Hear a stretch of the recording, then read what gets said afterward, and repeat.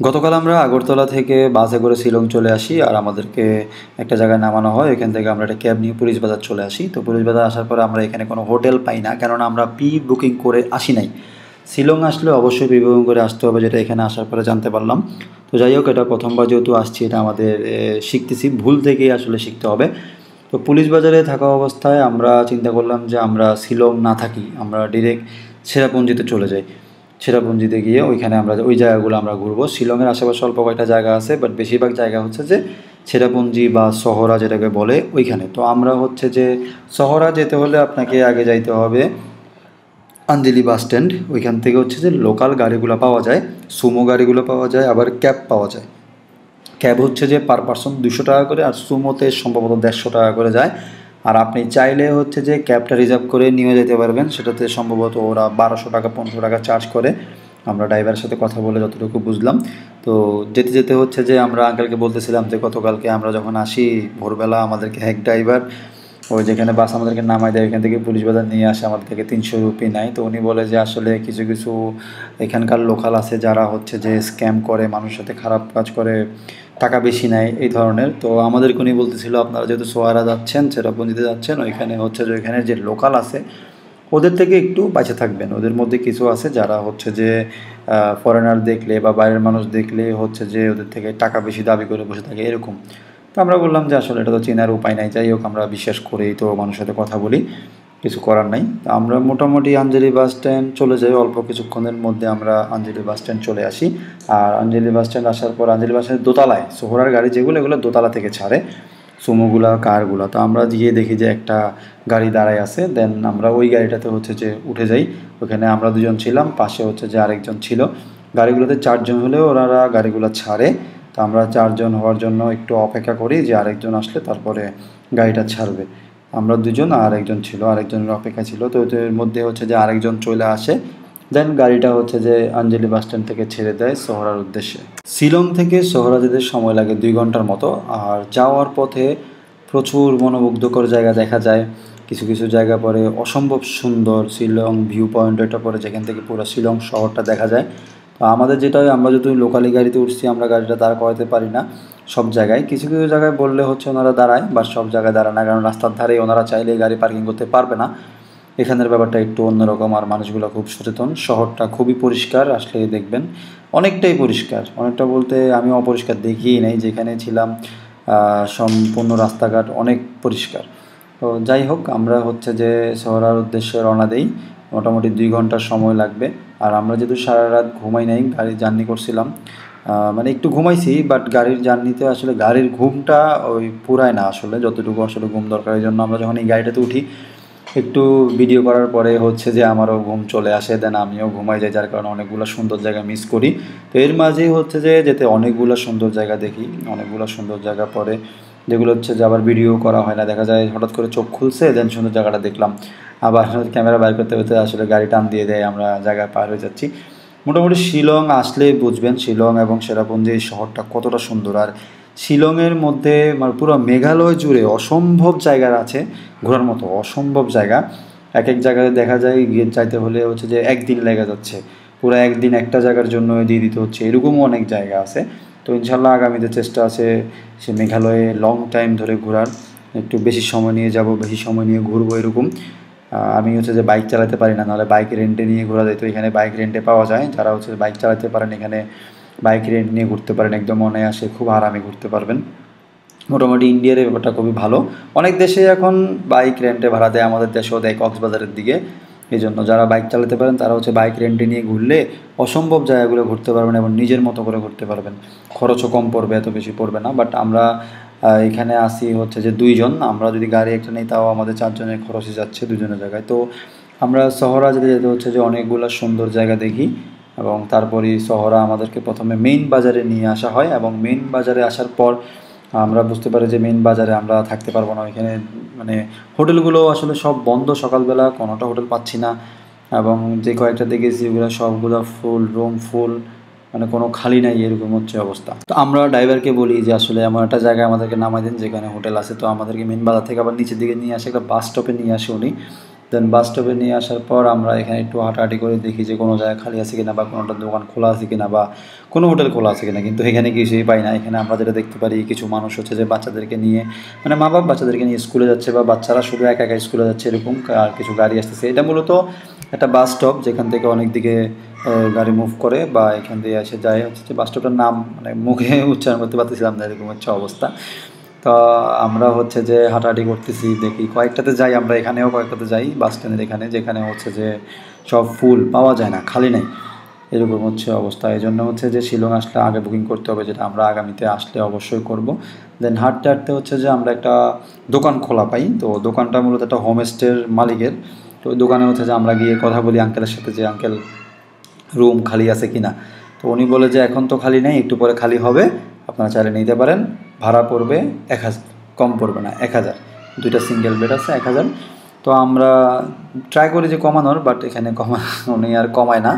তো আমরা হচ্ছে যে হোমস্টেটাই নিয়ে নিই, তারপর আমরা একটু ওয়েট করি, কারণ ওখানে লোক আছে, ওনারা গেলে এটা পরিষ্কার টরিষ্কার করবে, তারপর হচ্ছে যে আমাদেরকে দিবে। তো মোটামুটি শিলং আসলে আপনি অনেক হোমস্টে পাই যাবেন, এখানে হোমস্টে অনেক বেশি, শিলং চেরাপুঞ্জি দুই জায়গায় অনেক হোমস্টে বেশি।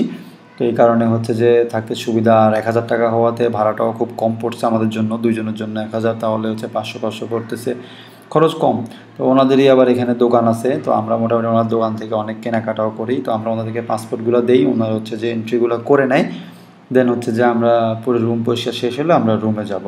এই জন্য আমরা হচ্ছে যে বাইরে একটু হাঁটাহাঁটি করে সময়টা পাস করি, মানুষজনকে দেখি, প্রচুর পরিমাণে মানুষ সকালবেলায় উঠে যায়, স্কুলে যায় বাচ্চারা। আর রোদ, ভিডিওতে দেখা যাচ্ছে যে প্রচুর রোদ, রোদের তাপ বেশি মানে মনে হচ্ছে, কিন্তু আসলে রোদের তাপ বেশি না, রোদের তাপ মেঘালয়ে অনেক কম, এখানে অনেক কম। আর এই সময়টাই আমাদের বাংলাদেশে প্রচুর পরিমাণে গরম পড়তেছে, বাট ওইখানে আমরা ঠান্ডা খাচ্ছি, এরকম হচ্ছে অবস্থা। মানে মেঘালয় যাওয়ার পরে মনে হচ্ছে যে আর দেশে না যাই, দেশে এত গরম, আসলে দেশে যা কী করব, এত পরিমাণ গরম, কিন্তু টাকা পয়সাও তো নাই, টাকা পয়সার একটা ব্যাপার। তো শিলংয়ের ট্যুরটাতে আমাদের বাজেট খুব কম ছিল, একদম কম ছিল, আমরা অনেক কম বাজেটের ট্যুরটা দিয়েছি। আমাদের সম্ভবত জনপ্রতি হচ্ছে যে বাংলা টাকায় 6500 কি 5000 এরকম পড়ছে টাকা, অনেক কম টোটাল হিসাবের পরে বুঝলাম আর কি। তো আমরা আজকে যেটা করতেছি, রুম নিয়ে হচ্ছে যে আমরা রেস্ট করব আজকের দিনটা, যেহেতু সারা রাত ভালো করে রেস্ট নেওয়া হয় নাই, গাড়িতে জার্নি করছি, এই জন্য আজকের দিনটা আমরা রেস্ট করবো এরকম আমরা চিন্তা করছি। এটা হচ্ছে আমাদের হোমস্টের যে সাইনবোর্ডটা, এটা এই নাম্বার থেকে যোগাযোগ করে যেতে পারেন ওনাদের সাথে, যে আমরা আগামীবার গেলে ওনাদের সাথে যোগাযোগ করে যাব, বা হচ্ছে যে আমার পরিচিত একজন গাড়ি ড্রাইভার আছে, ওনার সাথে কথা বলে যাব। তো যাই হোক, আমরা হচ্ছে যে রুমে গিয়ে ফ্রেশ হয়ে, রুমটাও দেখাবো আপনাদেরকে, রুমে গিয়ে আমরা ফ্রেশ হয়ে আজকে রেস্ট করব। দেন তারপরে আগামীকালকে হচ্ছে যে আমরা ঘুরবো। আমাদের চিন্তা ভাবনা হচ্ছে যে এরকম, আমরা বিকালবেলা হয়তো বাজারে গিয়ে একটা গাড়ি ঠিক করে নেব, কারণ গাড়ি বুকিং করা ছাড়া এখানে কোথাও যাওয়া যাবে না, কারণ লোকালে যেতে অনেক কষ্ট হবে, কারণ সব জায়গায় গাড়ি বা রাস্তাঘাট তো আমরা চিনবো না, এই জন্যই হচ্ছে যে গাড়ি রিজার্ভ করে যাব, ওইটা হচ্ছে যে আমাদের ইচ্ছা। তো আমরা রুমটা নেওয়ার পর রুমে যাই, এই যে রুমটা দেখাচ্ছি, রুমের এই অবস্থা, মোটামুটি খারাপ না, ভালোই। এখানে যেটা হচ্ছে যে এখানে রুমগুলোতে ফ্যান নাই, এমনিতেই ঠান্ডা, আবার কাঁথাও আছে, ফ্যান নাই, ওয়াশরুমে গিজারও আছে, ওয়াশরুমটাও বড় আছে, রুম, দুইটা বেড, একটা টেবিল, চার্জিং পোর্ট আছে, ফ্যান নাই, লাইট আছে, মোটামুটি বেশ ভালোই। 1000 টাকার মধ্যে খারাপ না। আসলে ঘুরতে গেলে হোটেলে তো আসলে শুধু রাতেই থাকবো, সারাদিন তো আমরা ঘুরবো, তাই এত লাক্সারিয়াস হোটেলও আমাদের দরকার নেই। যারা আমরা বাজেট একদম কমে ঘুরি, তাদের জন্য হচ্ছে এত লাক্সারিয়াস হোটেলের দরকার নেই। আসলে রাতে ঘুমাবো, সারাদিন তো আমরা বাইরে থাকবো, বাইরে আমরা যেটা করি, রুম নিয়ে ফ্রেশ হয়ে একটা ঘুম দেই, দেন বিকালে হচ্ছে যে উঠে বাজারের দিকে যাওয়ার চেষ্টা করি, যে বাজার কোন দিকে বা কী আসে বিষয়, এখান থেকে গাড়িও বুকিং করতে হবে। তো আমরা ঘুম থেকে উঠেই হচ্ছে যে মেন শহর বাজারের দিকে চলে যাই। अच्छा इस जगह क्या नाम बोला? लाथा। एक बार और बोलिए। लाथाना। नहीं, बाद में इस जगह में नहीं आ सकते तो और एक कब तक हो जाएगा। लाथाना लाथाना लाथाना।